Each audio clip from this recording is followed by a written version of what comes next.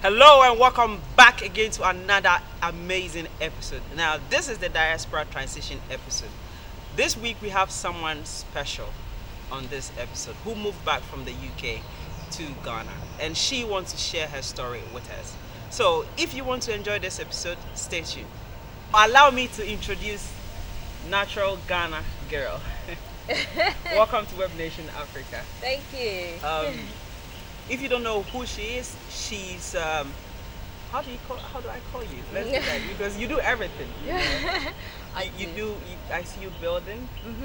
I see you traveling. We do I do a lot of varied stuff, but so for a while I've been kind of focused on the building content, but Okay. now I feel like I want to just enjoy my journey on YouTube. So I'm kind of covering a lot of different stuff now. So I'm also doing a series called the Move Me Back series, Yes. where I'm talking to a lot of people that have moved back to Ghana, particularly those that don't have connections to Ghana. Yes. I'm talking about my experiences that I've had here, trying to help people to come back as well, and as well as doing house tours, properties, all of that stuff, all of it. I love all of it. I can't pick one.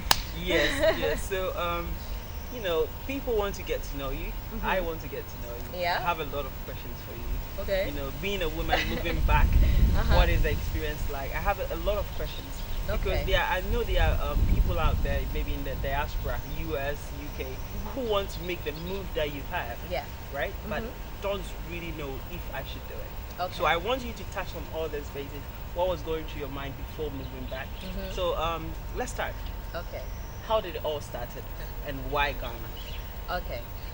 So I'll answer first why Ghana. Right. Ghana was just easy to pick because both my parents are Ghanaian. Oh. Okay.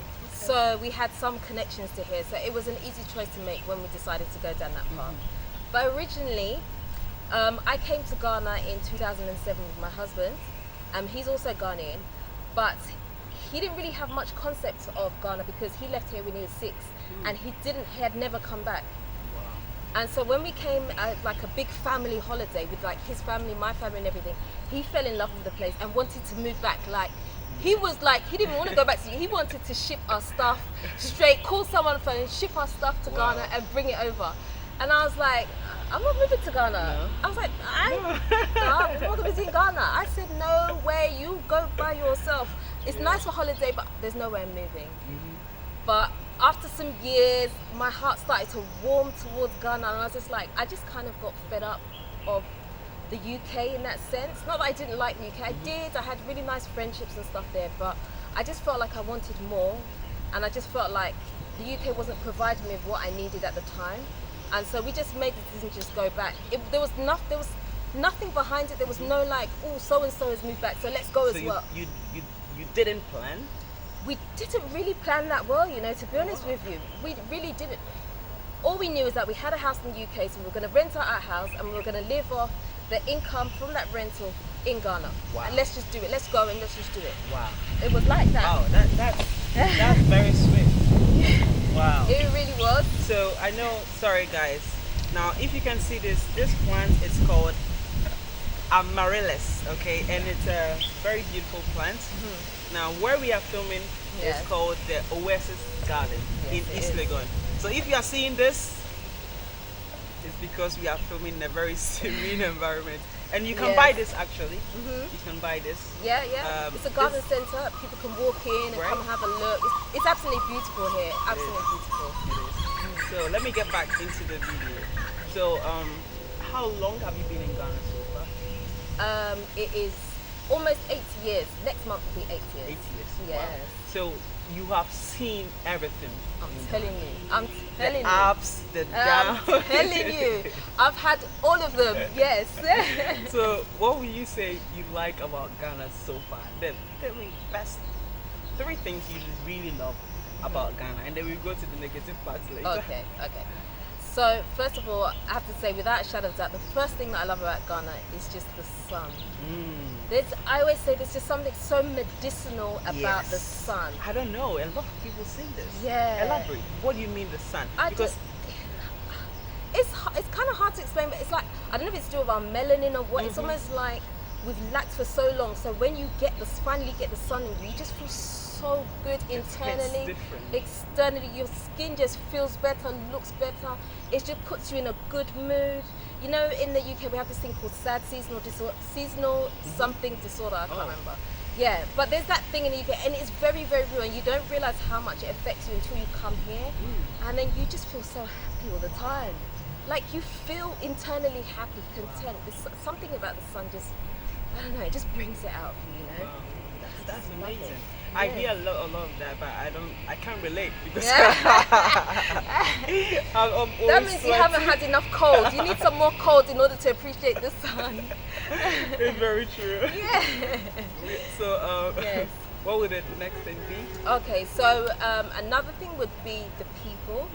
Definitely. I think being able to appreciate people at all different places in their life here, you run into a lot of people that are here, people that are here, people that are here, people that are here.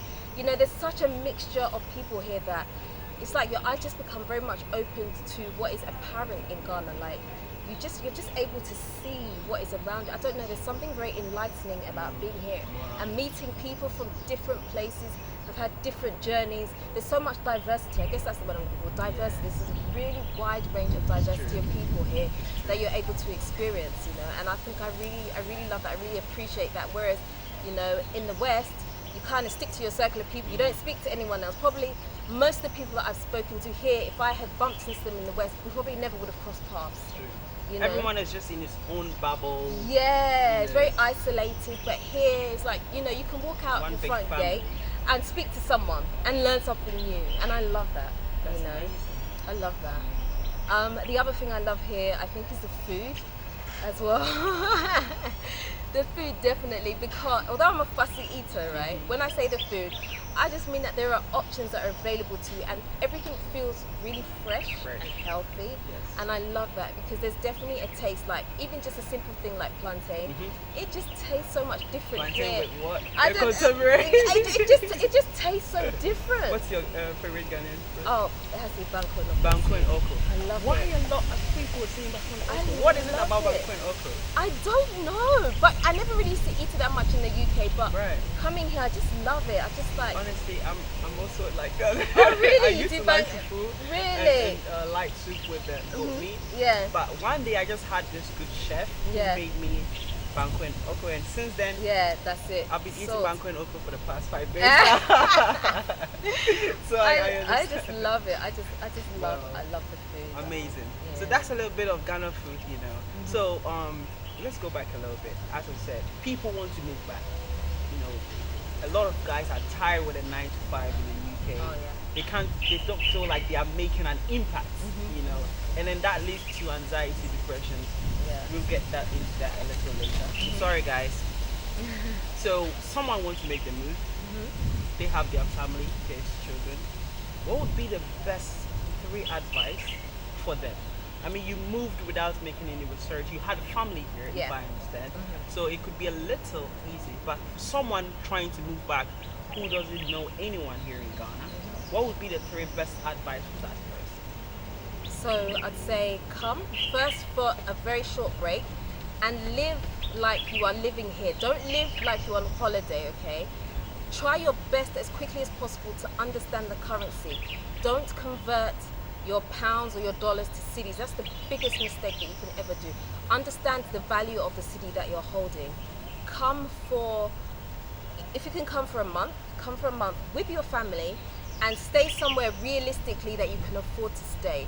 Don't stay in like some premium area which you know that you can't live in for a year. Don't do that. Stay in an area that would be very much affordable to you and see what it's like. See what it's like to go shopping there. See what it's like to mingle with the people. See what it's like. Look at schools. If your children are at school age, look at schools around that you could potentially send your children to. See what the distance is like. See what the traffic is like. Very much come and experience what it is like to live like a real day-to-day lifestyle here, you know. I would also say try and establish real connections as well, because Ghana you can't do alone. No. You can't do it alone. As strong as you think you are, you can't do it alone. You need people to kind of keep you level-headed and just also to motivate you as well to keep going. So you need to find the right kind of people, have a really good circle of people. They may not be your family. I'm not saying family. Sometimes family. Let me just say, okay, this is an unpopular opinion probably, but sometimes family is not always the best. Okay, sometimes you need people that are not family because they're the ones that are going to really support you the most and really understand where you're coming from. So try and get those connections as quickly as possible. Once you have those connections, you'll find that things become a lot easier. There are a lot of these groups around. You can find them on Facebook. You get into WhatsApp groups by going out, meeting people. You know, you start to establish connections. Hold on to those because there are people who want to do similar to you, and you find your common ground, and so that will definitely help you with your move and make things a lot easier, so that you're not starting from ground zero. A lot of us that came started from ground zero. Although we have family here, we started from ground zero and really didn't know what we were doing. Like, we fell into a lot of potholes along the way. So if you have people that have gone ahead of you, or you're going together, it just makes your foundation that much stronger. So I would say definitely do that. I don't know how many things I've mentioned, but I mentioned a whole bunch of things, right? So I hope you're taking notes because it's very important. This is coming from someone who have been here in Ghana, who moved back from the diaspora from the UK, and is here. I've faced all the challenges, learned all the ropes, and it's telling you. So write it down, and I promise you it would come in handy. So let's talk a little bit about business. You've seen opportunities on the continent. You've tried. I'm very sure you tried with some businesses and it's failed. You did your visibility checks. You find out this is not going to work, at least in the next 5 years here in Ghana. So okay, let me dive into this. You've seen everything. Tell the people watching. It's a gift that I always give them. Best 3 business ideas that they would literally make it if they invest in Ghana. Okay. So I would say, first of all, before you even jump into any business, understand and know yourself. Okay. I think that's the biggest thing that you need to understand, because it's well and good saying, oh, I'm going to do this business, that business. But what kind of person are you? Because one thing I realized, and the biggest gift that I gave to myself, was understanding that I'm not someone that can sit in one place for a long period of time. I can't have a business where I have to be there every day, every single day, and micromanage. That's not for me. It will just make me miserable. I can't do that. I need to do something where I can leave it and let it run by itself, or I know that I don't have to rely on one person in order for my business to succeed. I need to do things where I can do it today, leave it for a day, come back to it, and I'm very much like that. I can't. Shout out to everyone that can have a brick and mortar business and can go there every day and micromanage. Shout out to you because you're better than me. I can't do it. So that's why I say understand yourself first, because there are some great business ideas here. But if you're not the person that can sit there and is willing to drill at that thing, then perhaps don't start it, because you can easily lose your money. Just the other day I heard a story of someone who came and opened a shop in a location that probably wasn't the best location, and had to work really hard, and in the end it failed. Not because it wasn't a good business, but it's just the energy that had to go into it, the things that had to be done because people weren't doing what they're supposed to do. It can break you, it really can. So understand yourself and think about what could be easy on you. I always say, start your business small. Don't say, I'm going to come and I'm going to build like 100-room mansion. It's going to be very difficult. But if you start small and you see, okay, the business can grow, and then you can keep going and expanding, that's a better way to approach it than having the big dream all at once and trying to kind of go with it. Start small. And Ghana would actually humble you. Do things. Try and do as much as possible yourself. I know that sounds like a bit backwards, like doing things yourself, but the thing about business here is you have to be willing to be the foreperson. So if everybody else doesn't show up to work today, can you do that business yourself? Because a lot of businesses here, they rely on other people. I'll give you an example, like at a restaurant, you open a restaurant. What happens if your chef decides not to come to work that day? Can you still open your business that day? It happens a lot. A lot of people find that I'm going to do this business, and then everything falls onto them. Can you handle it if everything falls onto you, So think about that first before you jump into any business idea. Airbnb is a brilliant business. You can do that without having to be too hands-on. Food trucks, again, that's a pretty good business as well, as long as you can find a really good location. There are tons of. I mean, I'd always say you don't always need to reinvent the wheel. See what's working in the West, replicate it here. As long as you have the people around you that can support you, if you need the support, then you can do it. You literally can do it. There are so many opportunities that are available to you. You just have to think. Your only limitation is going to be you. Yes. Wow. Take that very seriously. Airbnb, she said. Food trucks. Food truck business. Yeah, food is very, very big at the moment. Very big. I eat every day. You have to eat I don't know anybody who doesn't really eat every day. You have to have something, right? Those Yes, kind of businesses. I think you would be the. I actually think a convenience store is actually probably a really good one as well. Okay, so when you do a convenience store, there are lots of them around. But I think if you do it in the right way, it can be really, really good. So label your stuff, yeah, so we can all see the price. Make it a reasonable price, like cost effective. So don't price yourself out where people now start to see your shop as it's an expensive shop. Yes, but it can definitely work, especially if you live in an area where there's not a lot of things around. It's not easy to get access to like the big supermarkets. If you have a really nice convenience shop, that can actually be a really nice, easy turnover for you. Especially, people do it from their houses. If you have space at the front of your house, you set up a really nice small shop. That can also work because people are always looking for, oh, I need sugar, or I need a bag of rice, I need oil, or something like that. So if you're in an area where those things are not easy to get hold of, that can easily work. It's an easy one, and it's one you can do yourself from home, more or less, So I would say do something like that. Wow. Don't overthink your ideas, basically, is what I'm trying to say. Take notes. Okay. So you are given £1 million. They say, natural Ghana girl, take £1 million.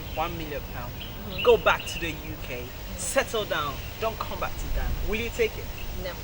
Never. This is UK we are talking about. I wouldn't. So honestly, you say Ghana? Yeah, honestly, 1 million is not. It would not be enough. But even if we were to double it, I still wouldn't take it because no, I wouldn't. Your face, I wouldn't. £2 million, and you said no. No, I wouldn't. Because for me, my internal happiness is more. It's more. You can't. Yes, okay. Money can buy certain things that can make you happy, but to have internal happiness, you can't buy that. Wow. Do you see what I mean? Like to wake up and just feel happiness, like real genuine happiness, and like I'm living life. That's not a price. Wow. There's no price on that. The UK, we have this thing where we call it like hump day. Wednesday's like a hump day. Okay. Since I've been in Ghana, I've never had a hump day before. I don't think of, oh, it's Wednesday. Oh my gosh, how many more days to the weekend? I don't think of it like that. Before I know it, I blink. It's Friday. It's like, oh my gosh. What has happened this week? Moves so fast. Time in Ghana moves so fast. And so like I love that. I'm just enjoying every single day. I don't want to enjoy just my weekends. I want to enjoy every day. We have 7 days in the week. I want to enjoy every single one of those. Not because it's Wednesday.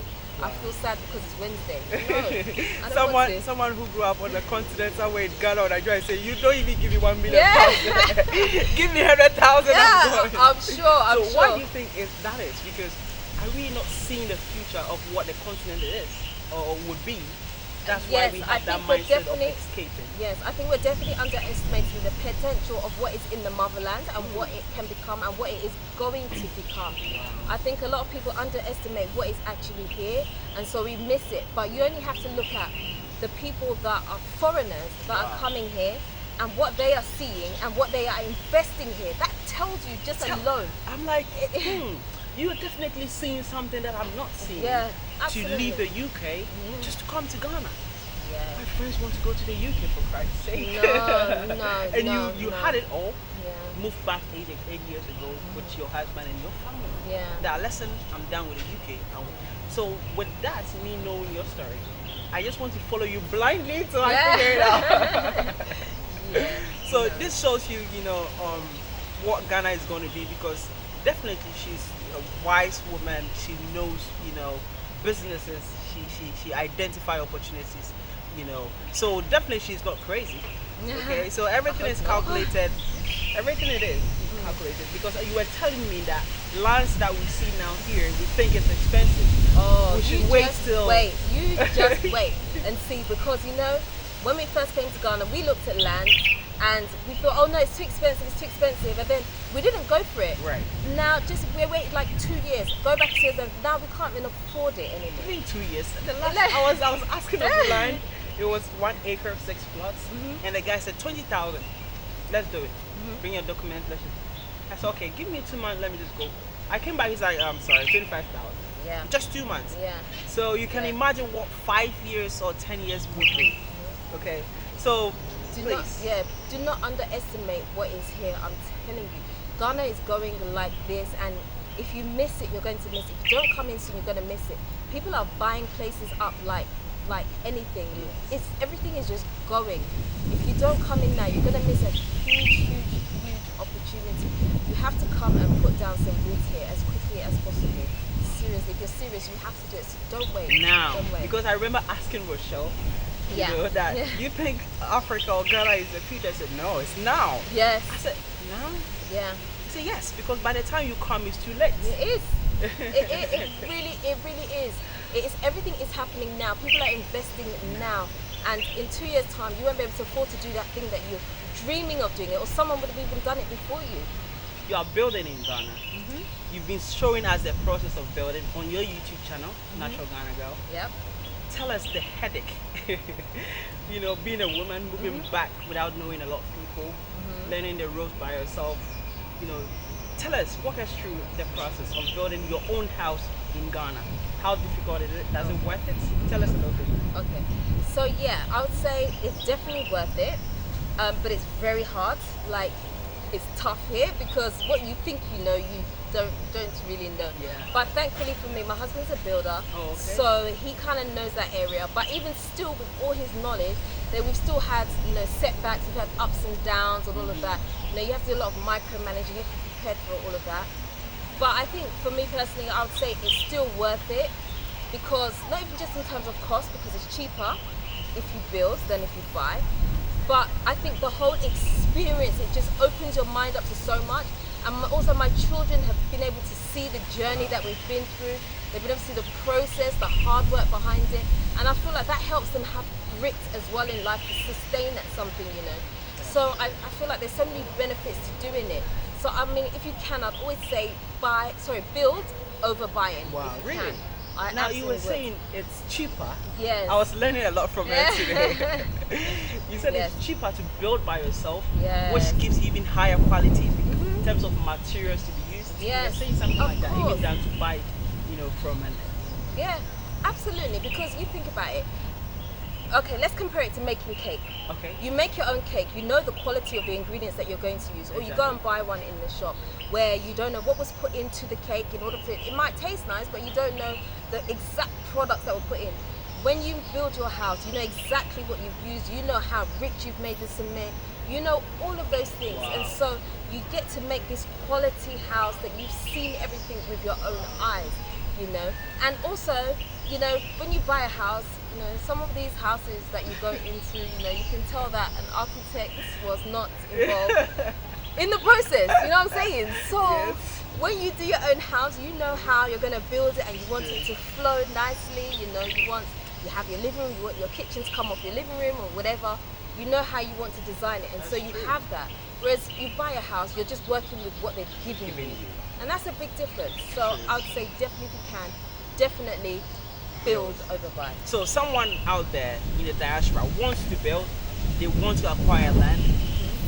What do you have to say to them? Because look, let me be the one to tell. She does everything. Okay? If you want to buy land, not someone's land though. Buy a land that belongs to you that no one has already bought, because it's a problem here. It is. So the best person to speak to is Natural Ghana Girl. She have the experience, okay, how to build. So contact her. The link will be in the description. Yep. Her Instagram is called Natural Ghana Girl. Follow her on Instagram. Slide in her DM. She got you. Also on her YouTube channel, she shows you how the process is. So head to her YouTube channel. Comment down what your queries are, and she got it. Yeah, absolutely. Yes. I And got you. if someone even wants to buy a house, you can also. Yes, exactly. So right now I'm putting together some houses that are going to be for sale and also for rent, but that's a story for another day. Watch this space. It's coming. So I wanted to ask you one more time. You know, all this decision, you've moved back 8 years now. Does it all worth it? Does it all worth it? 1,000,000%, 100%. How many percents can I even say? Yes, it's worth it. It's absolutely worth it. Regardless of the challenges, Yeah. regardless But of how. every country has its challenges, you see. Every country has its problems. Every country has its benefits. You know, there's no one place that you're going to live that's going to be like a peaceful haven. You know, until you get to heaven, you're not going to have that. So, you know, you work with what you have. But for me, living here is just worth it because I have the sun, I have my happiness, I have all of that. You can't buy that stuff, you know, you just can't. Are you trying to say you're more happier in Ghana than you were in the UK? I am absolutely, absolutely. Like, I have people that can make me happy in the UK, and I have things that I can do that make me happy. But when it comes to internal happiness, I get that from here. Wow. It's gonna go. Now, if I were you, I would just buy my ticket right now. So this episode is amazing. I really appreciate you coming on. And she is natural Ghana girl. If you don't know her, you I don't know, you're under a rock. Okay, she's everywhere. She moved back. She's documenting her life here on the continent, building and everything. Go on her YouTube channel, subscribe, comment down below what your queries is. Follow her on Instagram as well. Now, if it's your first time here, you don't know who I am, my name is Hayford and I'm a content creator too. I make films here in Ghana, you know, go to places that people have never been and showcase, you know, some amazing places we have here in Ghana. And if you want to follow my journey, please like, subscribe to the YouTube channel and turn on your post notifications so you don't miss any video I drop. So yes, before we leave, I want you to talk a little bit about these flowers you see here. Isn't it beautiful? It's absolutely lovely. I love colours, like I love pops of colour. So for me this is beautiful. So I love it with this. Yes. I love the red colour that's inside the flower. I absolutely love it. This is going on my desk. It's amazing. My And office desk. I learned some scientific words today. Okay, So this is teach called us. the amaryllis. Okay, Uh-huh. and it's just amazing for decor. And this is actually for interior, so Okay. you can have a working desk, and then you can just watch it, you know, pop up because it's mostly a pot. And then Okay. it opens up beautifully. Nice. And where we are filming this video is actually called Oasis Garden, located in East Legon. Yes. And I say the flowers seen here. That's What do you think? beautiful. Absolutely beautiful. I love this place. There's just something so calming about it when you come and sit here. It's lovely. You could hear the birds chirping. So if you want to host a meeting and greet, a wedding, this is the place for you. As you can see in the video, the grass, it's just so beautiful. So I will leave their information in the description. Contact them for your, you know, meet and greets, your weddings and occasions. Also, if you want to buy this, contact them and they will, you know, sell them for you as well, and all type of flowers. So yes, this is the end of the interview. I hope you did have fun talking to me. I have. Thank you for having me. Thank you very much for watching and have a wonderful day. Bye. Bye.